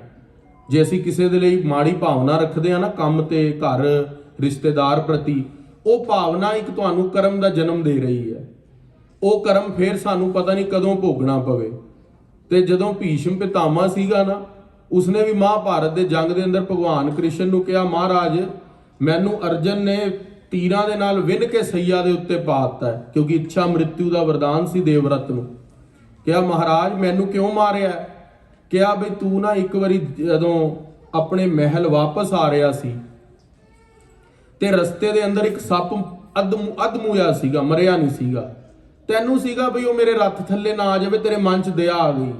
ਤੂੰ ਆਪਣੇ ਤੀਰ ਦਾ ਪੱਥਾ ਕੱਢਿਆ, ਰੱਥ ਤੋਂ ਉਤਰਿਆ ਤੇ ਰੱਥ ਤੋਂ ਉਤਰ ਕੇ ਉਹ ਸੱਪ ਨੂੰ ਨਾ ਚੁੱਕ ਕੇ ਸਾਈਡ ਕਰਤਾ, ਏਦਾਂ ਗੇਰ ਦਿੱਤਾ। ਤੇ ਉਹ ਜਦੋਂ ਸੱਪ ਨੂੰ ਤੂੰ ਗੇਰਿਆ, ਉਹ ਜਾ ਕੇ ਕੰਡਿਆਂ ਦੇ ਉੱਤੇ ਗਿਰਿਆ ਤੇ ਮਰ ਗਿਆ। ਤੂੰ ਤੇ ਅਣਜਾਣੇ 'ਚੋਂ ਪਾਪ ਕਰ ਬੈਠਾ। ਅੱਧਾ ਸਿਸਕ ਦੇ ਸੱਪ ਦੇ ਉੱਤੋਂ ਰੱਥ ਨਾ ਨਿਕਲੇ, ਉਹਨੂੰ ਦਇਆ ਕਰੀ, ਪਰ ਉਹ ਵਿਚਾਰਾ ਕੰਡਿਆਂ ਤੇ ਗਿਰ ਗਿਆ ਤੇ ਉਹ ਸੱਪ ਮਰ ਗਿਆ। ਉਸ ਕਰਕੇ ਉਹ ਜਿਸ ਤਰ੍ਹਾਂ ਸੱਪ ਕੰਡਿਆਂ ਦੇ ਉੱਤੇ ਗਿਰਿਆ, ਅੱਜ ਤੂੰ ਵੀ ਉਸੇ ਸਈਆ ਤੇ ਬੈਠਾ ਹੈ, ਤੂੰ ਆਪਣੇ ਕਰਮ ਭੋਗ ਰਿਹਾ। ਆਖਣਾ ਕਰੋ ਸਤਨਾਮ। ਖਾਲਸਾ ਜੀ, ਅਵਤਾਰਾਂ ਨੂੰ ਆਪਣੇ ਪਿਛਲੇ ਜਨਮਾਂ ਦੀ ਸੋਝੀ ਹੁੰਦੀ ਹੈ। ਜਿਸ ਤਰ੍ਹਾਂ ਜੋ ਵੀ ਉਹ ਦੁੱਖ ਭੋਗਦੇ ਨੇ ਸਰੀਰ ਦੇ ਉੱਤੇ, ਉਹਨਾਂ ਨੂੰ ਪਤਾ ਹੁੰਦਾ ਵੀ ਇਹਦਾ ਕਾਰਨ ਕੀ ਹੈ। ਸਾਨੂੰ ਉਹ ਕਾਰਨ ਵੀ ਪਤਾ ਹੁੰਦਾ, ਅਸੀਂ ਪਰਮੇਸ਼ਵਰ ਨੂੰ ਦੋਸ਼ ਦੇਣ ਲੱਗ ਜਾਂਦੇ ਹਾਂ। ਪਰ ਗੁਰੂ ਮਹਾਰਾਜ ਫਿਰ ਗੁਰੂ ਅਵਤਾਰ ਜਨਮ ਲੈਂਦੇ ਨੇ। ਜਿਵੇਂ ਗੁਰੂ ਗ੍ਰੰਥ ਸਾਹਿਬ ਦੀ ਬਾਣੀ ਹੈ, ਉਹ ਸਾਨੂੰ ਉਪਦੇਸ਼ ਦਿੰਦੇ ਨੇ, ਦੱਦੈ ਦੋਸ ਨਾ ਦੇਉ ਕਿਸੈ, ਦੋਸ ਕਰਮਾ ਆਪਣਿਆ, ਜੋ ਮੈਂ ਕੀਆ ਸੋ ਮੈਂ ਪਾਇਆ, ਦੋਸ ਨਾ ਦੀਜੈ ਅਵਰ ਜਨਾ। ਹੋਰ ਕਿਸੇ ਨੂੰ ਦੋਸ਼ ਦੇਣ ਦੀ ਲੋੜ ਨਹੀਂ ਹੈ। ਆਪਣੇ ਕਰਮਾਂ ਦੇ ਕਰਕੇ ਹੀ ਦੋਸ਼ ਜਿਹੜਾ ਹੈ ਉਹ ਬੰਦੇ ਨੂੰ ਮਿਲਦਾ ਹੈ। ਕਿਸੇ ਨੂੰ ਅਸੀਂ ਘਰ ਦੇ ਅੰਦਰ ਕਈ ਵਾਰੀ ਘਰ ਵਾਲੀ ਡਾਂਟਣ ਲੱਗ ਜਾਂਦੇ ਹਾਂ, ਬਹੁਤ ਆਦਮੀ ਨੇ ਲੜ ਪੈਂਦੇ ਛੋਟੀ ਜੀ ਗੱਲ ਦੇ ਉੱਤੇ। ਅਸੀਂ ਦੋਸਤਾਂ ਨਾਲ ਝਗੜਾ ਪਾ ਲੈਂਦੇ ਹਾਂ ਵੀ ਤੇਰੀ ਗਲਤੀ ਕਰਕੇ ਆ ਹੋ ਗਿਆ। ਪਰ ਮਹਾਰਾਜ ਕਹਿੰਦੇ ਕਿਸੇ ਦੀ ਵੀ ਗਲਤੀ ਨਹੀਂ ਹੈ, ਤੇਰੇ ਆਪਣੇ ਕਰਮ ਨੇ ਜੋ ਤੇਰੇ ਉੱਤੇ ਭਾਰੀ ਹੋ ਗਏ ਨੇ, ਉਹ ਤੈਨੂੰ ਫਲ ਦਿੰਦੇ ਨੇ। ਸੋ ਗੁਰੂ ਅੰਗਦ ਦੇਵ ਮਹਾਰਾਜ ਕਹਿ ਰਹੇ ਨੇ ਕਿ ਸਿੱਖਾ ਭਾਈ ਜੀਵਾ ਜੀ, ਭਾਣੇ ਜੇਵੜ ਹੋਰ ਦਾਤ ਨਾਹੀ। ਜਿਹੜਾ ਵਿਅਕਤੀ ਭਾਣਾ ਮੰਨ ਲੈਂਦਾ, ਉਸ ਤੋਂ ਵੱਡੀ ਕੋਈ ਦਾਤ ਹੀ ਨਹੀਂ ਹੈ ਸੰਸਾਰ ਦੇ ਉੱਤੇ। ਮਹਾਰਾਜ ਕਹਿੰਦੇ ਜਿਹੜਾ ਭਾਣਾ ਨਹੀਂ ਮੰਨਦਾ ਉਹ ਫਿਰ ਮਨਮੁਖ ਬਣ ਜਾਂਦਾ, ਗੁਰੂ ਤੋਂ ਉਲਟੀ ਸੋਚ ਰੱਖ ਲੈਂਦਾ। ਉਹ ਪਰਮੇਸ਼ਵਰ ਨੂੰ ਕਹਿਣ ਲੱਗ ਪੈਂਦਾ ਹੈ ਕਿਉਂ ਹੋ ਗਿਆ, ਇਹ ਕਿਸ ਤਰ੍ਹਾਂ ਹੋ ਗਿਆ, ਇਹ ਨਹੀਂ ਹੋਣਾ ਚਾਹੀਦਾ ਸੀ ਮੇਰੇ ਨਾਲ। ਪਰ ਜਿਹੜੇ ਗੁਰਮੁਖ ਹੁੰਦੇ ਨੇ, ਵਾਹਿਗੁਰੂ ਦੇ ਪਿਆਰੇ ਹੁੰਦੇ ਨੇ, ਉਹ ਭਾਣਾ ਮੰਨ ਲੈਂਦੇ ਨੇ। ਉਹ ਕਹਿੰਦੇ ਚੱਲ ਕੋਈ ਗੱਲ ਨਹੀਂ, ਜੋ ਹੋ ਗਿਆ ਵਧੀਆ ਹੋ ਗਿਆ। ਜਦੋਂ ਵਧੀਆ ਬੋਲ ਦਿੰਦੇ ਆ ਨਾ, ਤਦੋਂ ਪਰਮਾਤਮਾ ਸਾਡੇ ਤੇ ਖੁਸ਼ ਹੋ ਜਾਂਦਾ ਹੈ। ਨਹਿ ਤਰ ਕਹਿ ਕਹਿ ਨਾ ਮਿਟੰਤੇ। ਕਹਿੰਦੇ ਤਰਕ ਕਰਨ ਦੇ ਨਾਲ ਕਿਹੜਾ ਉਹ ਚੀਜ਼ ਮਿਟ ਜਾਣੀ ਹੈ। ਜੇ ਮੰਨ ਲਓ ਮੀਂਹ ਪੈ ਰਿਹਾ ਹੈ, ਅਸੀਂ ਬਾਹਰ ਜਾਣਾ ਹੈ, ਅਸੀਂ ਕਹਿਣ ਲੱਗ ਪਈਏ, ਗਾਲਾਂ ਕੱਢਣ ਲੱਗ ਪਈਏ ਵੀ ਮੀਂਹ ਪੈਣ ਲੱਗ ਪਿਆ, ਸਾਡੀ ਕਿਹੜਾ ਕਈ ਦੇ ਉੱਤੇ ਉਹ ਚੀਜ਼ ਹਟ ਜਾਣੀ ਹੈ। ਪਰ ਆਪਣੇ ਮਨ ਨੂੰ ਕਿਉਂ ਭੰਗ ਕਰਦੇ ਆ? ਪ੍ਰਸੰਨ ਚਿੱਤ ਕਿਉਂ ਨਹੀਂ ਰਹਿੰਦੇ? ਪਰਮਾਤਮਾ ਦਾ ਭਾਣਾ ਮਿੱਠਾ ਕਰਕੇ ਕਿਉਂ ਨਹੀਂ ਮੰਨਦੇ। ਸੋ ਗੁਰਮੁਖ ਸੁਖ ਪ੍ਰਾਪਤ ਹੋਏ। ਸੋ ਜਿਹੜਾ ਗੁਰਮੁਖ ਬਣਦਾ ਉਹਨੂੰ ਸੁਖ ਦੀ ਪ੍ਰਾਪਤੀ ਹੁੰਦੀ ਆ। ਆਖਣਾ ਕਰੋ ਸਤਨਾਮ ਸ੍ਰੀ ਵਾਹਿਗੁਰੂ। ਜਿਹੜਾ ਗੁਰਮੁਖ ਬਣ ਜਾਂਦਾ ਹੈ। ਪਰ ਖਾਲਸਾ ਜੀ ਗੁਰਮੁਖ ਕੇ ਇੱਕੋ ਦਿਨ ਕਥਾ ਸੁਣ ਕੇ ਅੱਜ ਕਥਾ ਸੁਣੀ ਕਿ ਗੁਰਮੁਖ ਬਣ ਜਾਵਾਂਗੇ? ਤੁਸੀਂ ਮਨ 'ਚ ਸੋਚੋ ਵੀ ਅੱਜ ਅਸੀਂ ਕਥਾ ਸੁਣ ਲਈ, ਹੁਣ ਭਾਈ ਜੀਵੇ ਦਾ ਪ੍ਰਸੰਗ ਸੁਣ ਲਿਆ, ਅਸੀਂ ਗੁਰਮੁਖ ਬਣ ਜਾਵਾਂਗੇ? ਮਹਾਰਾਜ ਕਹਿੰਦੇ ਉਹ ਗੁਰਮੁਖ ਬਣਨ ਦੇ ਲਈ ਤੈਨੂੰ ਰੋਜ਼ ਸਿਮਰਨ ਕਰਨਾ ਪਵੇਗਾ। ਵਾਹਿਗੁਰੂ ਵਾਹਿਗੁਰੂ ਵਾਹਿਗੁਰੂ ਸ਼ਬਦ ਜਪਣਾ ਪਵੇਗਾ।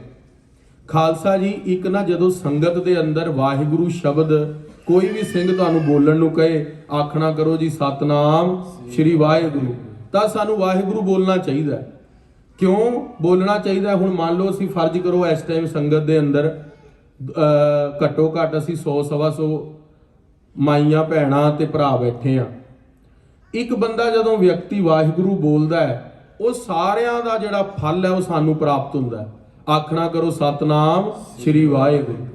ਜਦੋਂ ਅਸੀਂ ਇੱਕ ਵਾਰੀ ਵਾਹਿਗੁਰੂ ਬੋਲਦੇ ਆ, ਉਹ ਸਾਰਿਆਂ ਦੇ ਜੱਪੇ ਦਾ ਭਾਵ ਸਾਨੂੰ ਵੀ ਪ੍ਰਾਪਤ ਹੁੰਦਾ ਹੈ। ਸੰਗਤ ਦੇ ਅੰਦਰ ਆ ਕੇ ਸਿਮਰਨ ਕਰਨ ਦੇ ਨਾਲ ਮਨ ਵੀ ਇਕਾਗਰ ਹੁੰਦਾ ਹੈ, ਫਲ ਵੀ ਜ਼ਿਆਦਾ ਮਿਲਦਾ ਹੈ, ਤੇ ਜਿਹੜੇ ਪੁੰਨ ਜਿਹੜੇ ਪਿਛਲੇ ਜਨਮਾਂ ਦੇ ਪਾਪ ਨੇ ਉਹ ਵਾਹਿਗੁਰੂ ਸ਼ਬਦ ਜਪਣ ਦੇ ਨਾਲ ਨਾਸ਼ ਹੋ ਜਾਂਦੇ ਨੇ। ਉਹ ਕਰਮ ਜਿਹੜੇ ਨੇ ਭੋਗਣੇ ਤਾਂ ਪੈਣੇ ਨੇ, ਪਰ ਉਹ ਸੌਖੇ ਸੁਪਨੇ 'ਚ ਕੱਟੇ ਜਾਂਦੇ ਨੇ। ਜਿਸ ਤਰ੍ਹਾਂ ਚੌਧਰੀ ਸੱਚੇ ਪਾਤਸ਼ਾਹ ਮਹਾਰਾਜ ਜੀ ਨੇ, ਚੌਧਰੀ ਸ਼ਮੀਰ ਸੀਗਾ 10ਵੇਂ ਪਾਤਸ਼ਾਹ ਦਾ ਸਿੱਖ, ਉਹ ਕਹਿੰਦਾ ਮਹਾਰਾਜ ਮੇਰਾ ਜਨਮ ਮਰਨ ਘੱਟ ਦਿਓ। ਖਹਿੜਾ ਹੀ ਪੈ ਗਿਆ ਕਲਗੀਧਰ ਪਾਤਸ਼ਾਹ ਦੇ। ਮਹਾਰਾਜ ਕਹਿੰਦੇ ਵੀ ਇਹਦੇ ਤਾਂ ਬਹੁਤ ਜਨਮ ਪਏ ਨੇ ਹਜੇ। ਤੇ ਕਲਗੀਧਰ ਪਾਤਸ਼ਾਹ ਮਹਾਰਾਜ ਨੂੰ ਕਹਿੰਦਾ ਮਹਾਰਾਜ ਮੇਰਾ ਜਨਮ ਮਰਨ ਕੱਟ ਦਿਓ, ਜਨਮ ਮਰਨ ਕੱਟ ਦਿਓ, ਜਨਮ ਮਰਨ ਕੱਟ ਦਿਓ। ਸੱਚੇ ਪਾਤਸ਼ਾਹ ਮਹਾਰਾਜ ਦੇ ਕੋਲ ਕਹਿ ਕੇ ਘਰ ਚਲਾ ਗਿਆ। ਸੁਪਨਾ ਆਇਆ ਰਾਤ ਚੰਡਾਲਾਂ ਦੀ ਜੂਨ 'ਚ ਪਿਆ ਹੋਇਆ, ਤੇ ਚੰਡਾਲਾਂ ਦੀ ਜੂਨ 'ਚ ਪਿਆ ਪੀਲੂ ਖਾ ਰਿਹਾ। ਪੀਲੂ ਜਿਹੜੇ ਛੋਟੇ ਜਿਹੇ ਜਿਵੇਂ ਖਜੂਰ ਹੁੰਦਾ ਉਸ ਤਰ੍ਹਾਂ ਦਾ ਹੀ ਫਰੂਟ ਹੁੰਦਾ, ਪੰਜਾਬ 'ਚ ਲੱਗਦਾ। ਉਹ ਪੀਲੂ ਤੋੜਦਾ ਤੇ ਖਾ ਰਿਹਾ ਪੇੜ ਤੇ ਬੈਠਾ ਦਰਖਤ ਤੇ। ਇੱਕ ਪੀਲੂ ਦੇ ਉੱਤੇ ਹੱਥ ਪਾਉਣ ਦੀ ਕੋਸ਼ਿਸ਼ ਕਰਦਾ, ਹੱਥ ਜਾਂਦਾ ਨਹੀਂ, ਤੇ ਜ਼ੋਰ ਦੇ ਛਾਲ ਮਾਰਦਾ ਥੱਲੇ। ਜਿੱਥੇ ਟਹਿਣੀ ਤੇ ਖੜਾ ਸੀ ਉੱਥੇ ਪੈਰ ਨਹੀਂ ਪੈਂਦਾ, ਟਹਿਣੀ ਦੇ ਨਾਲ ਦੜਾਮ ਦੇ ਕੇ ਥੱਲੇ ਗਿਰਦਾ। ਇੱਕਦਮ ਜਾਗ ਖੁੱਲ ਜਾਂਦੀ ਹੈ ਤੇ ਵਾਪਸ ਅੰਮ੍ਰਿਤ ਵੇਲੇ ਸੋਚਦਾ ਵੀ ਮੈਂ ਤਾਂ ਮਹਾਰਾਜ ਦੇ ਦਰਬਾਰ 'ਚ ਜਾਣਾ ਸੀਗਾ, ਮੈਂ ਇੱਥੇ ਕਿਉਂ ਬੈਠਾ। ਫਿਰ ਬੇਨਤੀ ਕਰਨੀ ਹੈ ਜਨਮ ਮਰਨ ਕੱਟ ਦਿਓ। ਤੇ ਜਦੋਂ ਜੰਗਲ ਪਾਣੀ ਜਾਂਦਾ ਹੈ, ਸਵੇਰੇ ਲੈਟਰਿਨ ਲਈ ਜਾਂਦਾ ਹੈ, ਤੇ ਉੱਥੇ ਨਾ ਜਿਹੜੇ ਵੇਸਟ ਦੇ ਅੰਦਰ ਪੀਲੂ ਨਿਕਲਦਾ ਹੈ, ਦੇਖ ਕੇ ਹੈਰਾਨ ਹੋ ਜਾਂਦਾ ਹੈ ਵੀ ਇਹ ਤਾਂ ਰਾਤੀ ਮੈਂ ਸੁਪਨੇ ਦੇ ਅੰਦਰ ਖਾਏ ਸੀਗੇ। ਮਹਾਰਾਜ ਕੋਲ ਵਾਪਸ ਜਾ ਕੇ ਫਤਿਹ ਬੁਲਾਉਂਦਾ ਹੈ, ਕਹਿੰਦਾ ਮਹਾਰਾਜ ਮੇਰਾ ਜਨਮ ਮਰਨ ਕੱਟ ਦਿਓ। ਮਹਾਰਾਜ ਕਹਿੰਦੇ ਉਹ ਤਾਂ ਰਾਤੀ ਸੁਪਨੇ 'ਚ ਹੀ ਕੱਟਤਾ ਤੇਰੀ ਚੰਡਾਲਾਂ ਦੀਆਂ ਜੂਨਾਂ ਸੁਪਨੇ 'ਚ ਕੱਟਤੀਆਂ। ਆਖਣਾ ਕਰੋ ਸਤਨਾਮ। ਸੋ ਖਾਲਸਾ ਜੀ ਕਰਮ ਤਾਂ ਜਿਹੜੇ ਨੇ ਉਹ ਭੋਗਣੇ ਹੀ ਪੈਂਦੇ ਨੇ। ਗੁਰੂ ਕੋਲ ਆਉਣ ਦਾ ਇਹ ਫਾਇਦਾ ਹੈ ਵੀ ਉਹ ਸੁਪਨੇ ਦੇ ਅੰਦਰ ਕੱਟੇ ਜਾਂਦੇ ਨੇ। ਸੱਚੇ ਪਾਤਸ਼ਾਹ ਮਹਾਰਾਜ ਗੁਰੂ ਦੇ ਕੋਲ ਤਾਂ ਆਈਦਾ। ਅਸੀਂ ਆਪਣਾ ਦਸਵੰਧ ਕਿਉਂ ਗੁਰੂ ਦੇ ਕੋਲ ਭੇਜਦੇ ਆ? ਆਪਣਾ ਦਸਵੰਧ ਲੈ ਕੇ ਸੱਚੇ ਪਾਤਸ਼ਾਹ ਕੋਲ ਕਿਉਂ ਆਉਂਦੇ ਆ? ਕਿ ਮਹਾਰਾਜ ਸਾਡੀ ਬਰਕਤ ਪਵੇ ਕਮਾਈ ਦੇ ਅੰਦਰ। ਜਿਸ ਤਰ੍ਹਾਂ ਇੱਕ ਗੁਰੂ ਅਰਜਨ ਦੇਵ ਮਹਾਰਾਜ ਦੇ ਸਮੇਂ ਦੀ ਸਿੱਖ ਦੀ ਸਾਖੀ ਆਉਂਦੀ ਹੈ।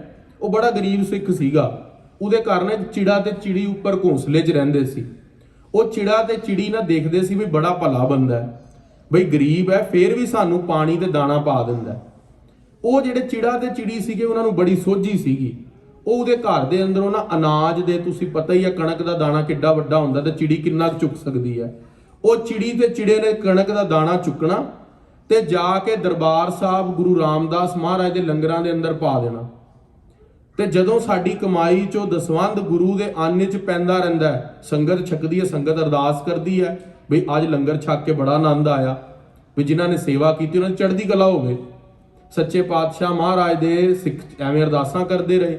ਉਹ ਗਰੀਬ ਸਿੱਖ ਦੇ ਉੱਤੇ ਉਹ ਚਿੜੀ ਤੇ ਚਿੜਾ ਘਰ ਦੇ ਅੰਦਰੋਂ ਅਨਾਜ ਦੇ ਦੋ ਦਾਣੇ ਪਾਉਂਦੇ ਰਹੇ, ਤੇ ਉਧਰੋਂ ਸਿੱਖ ਅਰਦਾਸ ਕਰਦੇ ਰਹੇ ਜਿਹੜੇ ਲੰਗਰ ਛਕ ਰਹੇ ਸੀ। ਉਹ ਘਰ ਦੇ ਅੰਦਰ ਬਰਕਤ ਪੈਣ ਲੱਗ ਪਈ।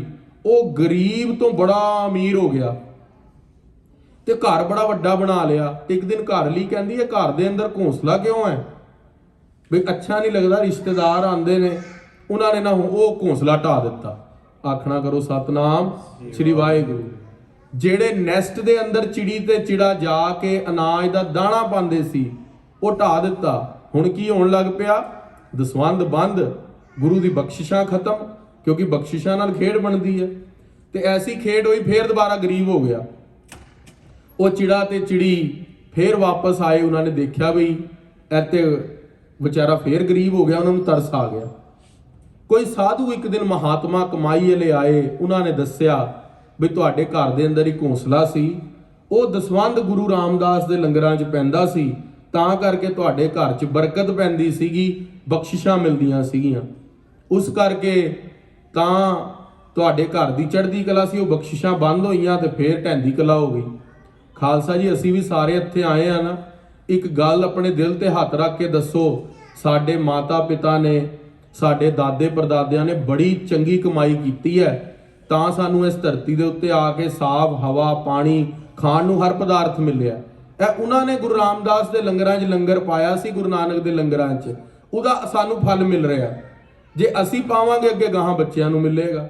ਇਸ ਕਰਕੇ ਇਹ ਪ੍ਰਥਾ ਗੁਰੂ ਨਾਨਕ ਦੇ ਮਹਾਰਾਜ ਨੇ ਚਲਾਈ ਸੀ ਬਈ 20 ਰੁਪਏ ਦਾ ਲੰਗਰ ਪਾ ਦਿੱਤਾ, ਸਾਧੂਆਂ ਨੂੰ ਛਕਾ ਦਿੱਤਾ, ਖਾਲਸਾ ਚੜ੍ਹਦੀ ਕਲਾ ਛਕਦਾ ਰਵੇ। ਹੈਰਾਨ ਹੋ ਗਏ ਸੀਗੇ ਗੋਦੀ ਮੀਡੀਆ ਵਾਲੇ, ਕਹਿੰਦੇ ਵੀ ਇਹ ਫਾਰਮਰਸ ਫੂਡ ਕਿੱਦਾਂ ਚੱਲੀ ਜਾਂਦਾ। ਉਹ ਕਹਿੰਦਾ, ਇੱਕ ਸਿੰਘ ਕਹਿੰਦਾ ਆਓ ਤੈਨੂੰ ਦਿਖਾਉਂਦੇ ਆ, ਸਾਡੇ ਕੋਲ ਬਰੂਦ ਹੈਗਾ। ਉਹ ਜਦੋਂ ਲੈ ਕੇ ਗਿਆ, ਉਹਨੂੰ ਕਿਹਾ ਬਰੂਦ ਕਿਹੜਾ? ਕਹਿੰਦਾ ਲੰਗਰ ਸਾਡਾ ਬਰੂਦ ਹੈ। ਇਹ ਛਕ ਕੇ ਸਿੰਘ ਤਕੜੇ ਹੋ ਜਾਂਦੇ ਨੇ, ਫਿਰ ਜੰਗ ਲਈ ਡਟ ਜਾਂਦੇ ਨੇ। ਸੋ ਖਾਲਸਾ ਜੀ, ਗੁਰੂ ਦੀ ਸ਼ੁਰੂ ਤੋਂ ਮਰਿਆਦਾ ਰਹੀ ਹੈ, ਜਿਹੜਾ ਲੰਗਰਾਂ ਦੇ ਅੰਦਰ ਦਸੌਂਧ ਪੈਂਦਾ ਗੁਰੂ ਕੇ ਸਿੱਖ ਦਾ, ਉਹੀ ਚੜ੍ਹਦੀ ਕਲਾ ਕਰ ਦਿੰਦਾ। ਸੋ ਗੁਰੂ ਅਰਜਨ ਦੇਵ ਮਹਾਰਾਜ ਜੀ ਦਾ ਉਹ ਸਿੱਖ ਸੀਗਾ, ਉਹ ਚੜ੍ਹਦੀ ਕਲਾ ਕਿਸ ਤਰ੍ਹਾਂ ਹੋਈ? ਲੰਗਰਾਂ ਦੇ ਅੰਦਰ ਦਸੌਂਧ ਪੈਣ ਕਰਕੇ। ਸੋ ਮਹਾਰਾਜ 10ਵੇਂ ਪਾਤਸ਼ਾਹ ਮਹਾਰਾਜ ਨੇ ਵੀ ਇਸ ਤਰ੍ਹਾਂ ਚੌਧਰੀ ਸ਼ਮੀਰ ਦੀ 84 ਘੱਟ ਦਿੱਤੀ ਸੀਗੀ, ਭਾਵਨਾ ਰੱਖਣ ਦੇ ਨਾਲ। ਉਹੀ ਗੁਰੂ ਅੰਗਦ ਦੇਵ ਮਹਾਰਾਜ ਜੀ ਜੋਤ ਨੇ। ਗੁਰੂ ਅੰਗਦ ਦੇਵ ਮਹਾਰਾਜ ਕਹਿੰਦੇ ਵੀ ਭਾਣਾ ਮੰਨਣਾ ਚਾਹੀਦਾ। ਜਿਹੜਾ ਵਿਅਕਤੀ ਭਾਣੇ ਨੂੰ ਮੰਨਦਾ ਹੈ, ਜੇ ਤੂੰ ਮੇਰੇ ਲਈ ਖਿਚੜੀ ਬਣਾ ਵੀ ਲਿਆਂਦਾ, ਮੈਂ ਖਿਚੜੀ ਖਾ ਵੀ ਲੈਂਦਾ, ਪਰ ਉਸ ਕਰਕੇ ਲੱਖਾਂ ਕਰੋੜਾਂ ਲੋਕਾਂ ਦੀ, ਜਾਨਵਰਾਂ ਦੀ ਰੋਜ਼ੀ ਰੋਟੀਆਂ ਉਪਜੀਵਕਾ ਰੁਕ ਜਾਂਦੀ, ਉਹ ਸਾਨੂੰ ਪਰਮੇਸ਼ਵਰ ਨੂੰ ਚੰਗਾ ਨਹੀਂ ਲੱਗਣਾ ਸੀ। ਸੰਕਟ ਸਹਨਸ ਲੋਕ ਹੋ ਦੋਏ। ਦੋਨਾਂ ਲੋਕਾਂ, ਜਿਹੜੇ ਦੋਨੋਂ ਲੋਕ ਦੇ ਸੰਕਟ ਨੇ ਨਾ, ਦੀਨ ਤੇ ਦੁਨੀ ਦੇ, ਉਹ ਵਿਅਕਤੀ ਸਹਿੰਦਾ ਨਹੀਂ ਹੈ ਜਿਹੜਾ ਗੁਰਮੁਖ ਬਣ ਜਾਵੇ, ਜਿਹੜਾ ਨਾਮ ਜਪ ਲਵੇ। ਤੂੰ ਕਰ ਬੇਚਿਤ ਚਹਤ ਆਹਾਰੇ। ਤੂੰ ਆਪਣੇ ਚਿੱਤ ਦੇ ਅੰਦਰ ਚਾਹੁੰਦਾ ਹੈ ਨਾ ਕਿ ਅਸੀਂ ਆਹਾਰ ਕਰਾਈਏ, ਗੁਰੂ ਸਾਹਿਬ ਨੂੰ ਆਹਾਰ ਕਰਾਵਾਂ, ਤੇ ਸਾਨੂੰ ਗੁਰੂ ਸਾਹਿਬ ਮਹਾਰਾਜ ਕਹਿੰਦੇ ਵੀ ਅਸੀਂ ਸਾਨੂੰ ਕਿਹੜਾ ਭੁੱਖ ਲੱਗਦੀ ਹੈ? ਨਹੀਂ ਛਕਿਆ ਲੰਗਰ ਦਾ ਨਹੀਂ ਛਕਿਆ।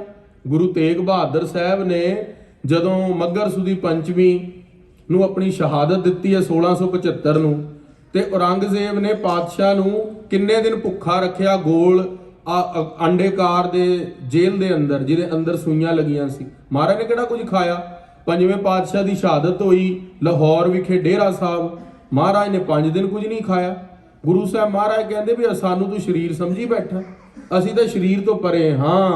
ਘਟੀ 4 ਕਰ ਲਿਹੋ ਪਿਛਾਰੇ। ਮਹਾਰਾਜ ਕਹਿੰਦੇ ਅਸੀਂ 4 ਘੜੀਆਂ ਪਿੱਛੋਂ ਖਾ ਲੈਣਾ ਸੀਗਾ, ਪਰ ਸਾਡੇ ਦੇ ਲਈ ਪਰਮੇਸ਼ਵਰ ਦੇ ਭਾਣੇ ਦੇ ਅੰਦਰ ਰੁਕਾਵਟ ਨਹੀਂ ਪਾਣੀ। ਹਟਹਿ ਨ ਜੇ ਪ੍ਰਭਾਤ ਕਰ ਲੀਜੈ। ਜੇ ਨਾ ਵੀ ਹਟਦਾ, ਪੂਰੀ ਰਾਤ ਮੀਂਹ ਪੈਂਦਾ ਰਹਿੰਦਾ, ਅਸੀਂ ਨਾ ਲੰਗਰ ਛਕਦੇ, ਨਾ ਖਿਚੜੀ ਛਕਦੇ।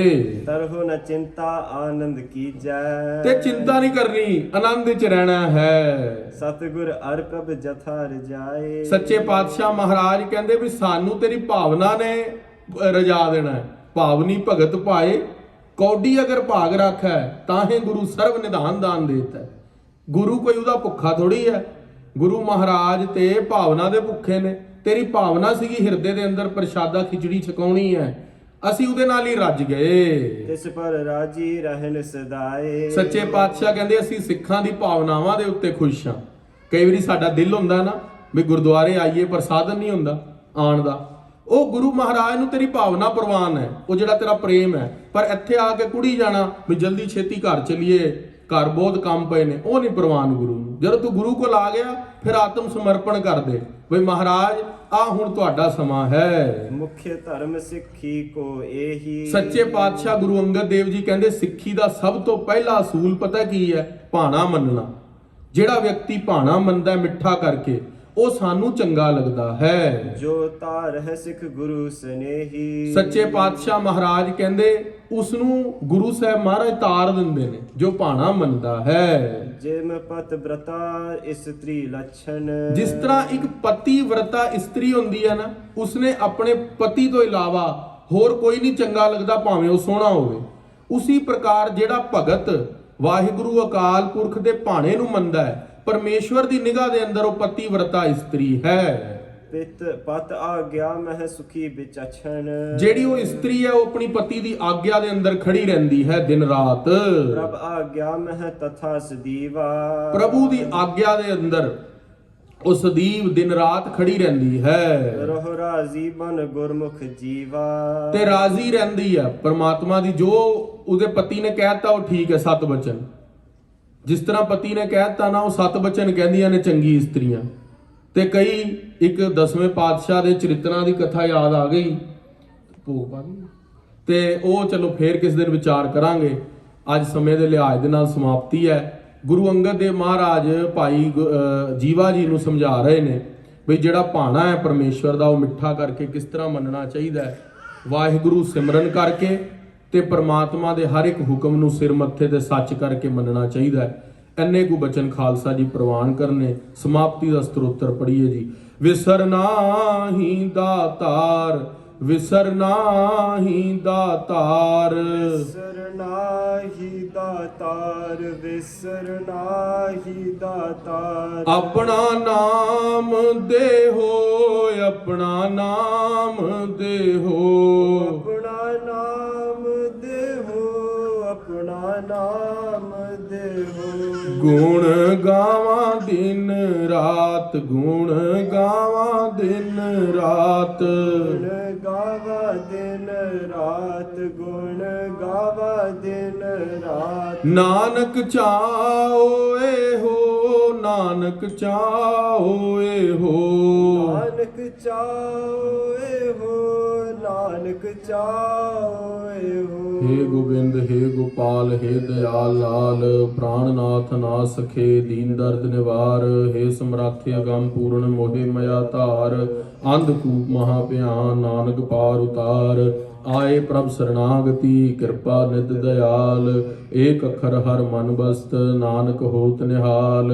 फाहे काटे मिटे गवन फतेह पई मन जीत, नानक गुर ते थित पाई फिर न मिटे नित नीत। ਵਾਹਿਗੁਰੂ ਜੀ ਕਾ ਖਾਲਸਾ, ਵਾਹਿਗੁਰੂ ਜੀ ਕੀ ਫਤਿਹ।